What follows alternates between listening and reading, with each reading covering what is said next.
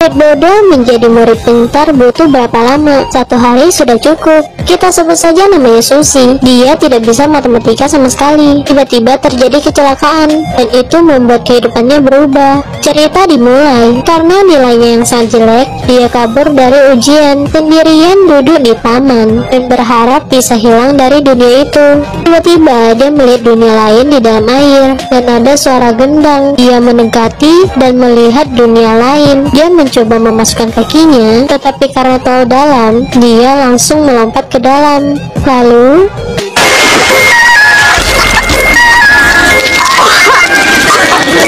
Susi sampai di dunia lain. Di sana adalah kerajaan kuno. Karena musim kemarau, mereka sedang memohon untuk meminta hujan. Tetapi hal yang tidak disangka, malah keluar satu orang. Benar, dia masuk ke dunia lain. Lalu para penjaga mendekatinya, wanita yang berpakaian aneh, dan mereka mengira dia adalah dewa, dan mulai menyembahnya. Lalu dia mengingat sebuah film, dan menggunakan cara film itu. Lalu dia mulai berteriak.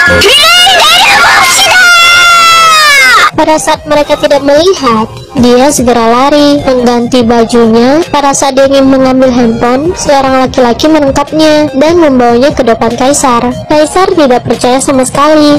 Lalu dia mengambil pedang yang sepanjang 10 meter. Tiba-tiba, Susi langsung berteriak.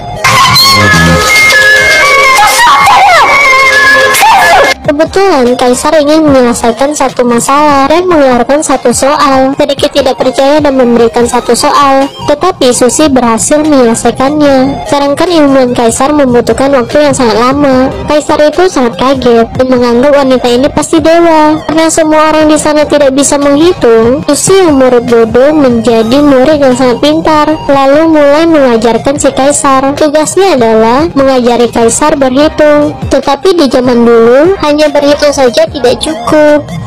Misalkan Anda masuk ke dunia lain dan Anda mempunyai keahlian, apakah kamu bisa membantunya? Susi sampai ke zaman dulu. Dengan sekejap dia menjadi murid yang sangat pintar. Menggunakan kepintarannya menarik perhatian Kaisar dan menjadi gurunya. Tetapi hanya bisa matematika saja tidak cukup. Susi masih mempunyai keahlian lain seperti biologi, fisika, bahkan membuat buku buat mereka. Lalu cara bercocok tanam dan membawa makanan dari masa depan. Memberi si Kaisar mencobanya. Walaupun Susi menyelamatkan tempat itu, tetapi para penjaga tidak senang dan ingin menghabisinya. Lalu mereka segera menangkapnya dan memberikan satu pertanyaan. Jika berhasil dia akan selamat. Pertanyaannya adalah bagaimana cara menghitung waktu. Kali zaman dulu mereka mengandalkan cahaya untuk menghitung waktu. Untungnya si Susi sedikit mengerti dan mengingat kejadian di kelas. Tetesan air itu sama dengan 1 detik. Lalu Susi segera membuka bukunya, bersiap-siap menggunakan tetesan air untuk menghitungnya. Pada akhirnya dia berhasil membuat satu alat. Saat dia berhasil membuatnya, tiba-tiba masalah datang. Airnya tidak bisa keluar. Dia sangat bingung sekali. Ibu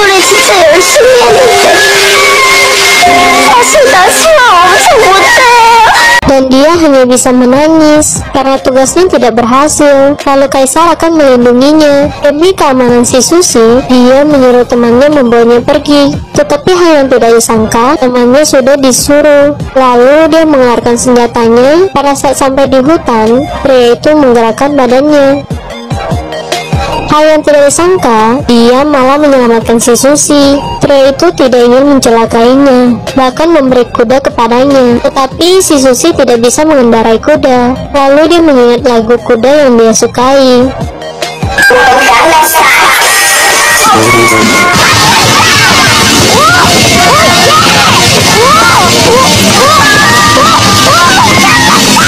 Susi berhasil aman. Lalu Kaisar mendatanginya. Mereka bertemu di tepi pantai, melewati malam yang indah. Pada saat dia ingin cuci muka, dia melihat rumput laut, dan di dalam air itu banyak sekali rumput laut, dan dia mengetahuinya. Segera menyuruh Kaisar membawanya pulang, dan berhasil mengeluarkan rumput laut itu. Susi berhasil. Hari demi hari, Kaisar menyukainya. Kaisar sedang latihan melamar.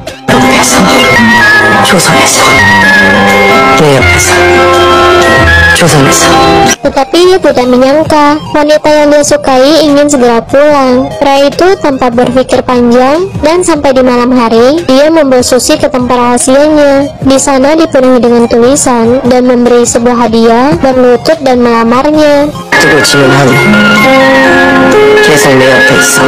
Dan wanita itu langsung menolaknya karena dia ingin pulang ke masanya. Berkata ibunya menunggunya dan menolak lamarannya. Kaisar langsung pergi dari sana. Tiba-tiba masalah datang. Pada saat Kaisar sampai di sana, api sudah membesar. Segera masuk ke dalam dan menyelamatkan si Susi. Tetapi tidak tahu Susi apakah masih hidup. Setelah masalah itu selesai, Kaisar mencari mereka. Tidak ada yang mengakuinya. Saat itu Susi muncul dan menjadi saksi, dan dia masih hidup. Pada saat itu sebuah buku menyelamatkannya. Lalu seseorang segera minta maaf. Dia berkata dia melakukannya. Tiba-tiba langit menjadi sangat gelap dan hujan akan segera turun. Susi harus segera kembali. Dia memberikan sebuah hadiah. Kaisar dan wanita itu berpisah. Wanita langsung masuk ke dalam laut. Dia berhasil kembali, dan saat itu dia tidak ingin kabur dari ujian lagi. Segera kembali ke kelas. Saat dia melihat soal, dia terkaget. Soal ujian itu pernah dia kerjakan pada saat di Kaisar, dan cerita selesai. Ini dianggap nyontek apa tidak ya? Pada saat dia keluar, dia menemukan satu pria yang dia kenal. Cerita selesai. Jangan lupa like, komen, dan follow ya, agar tidak ketinggalan video-video berikutnya. Bye semuanya.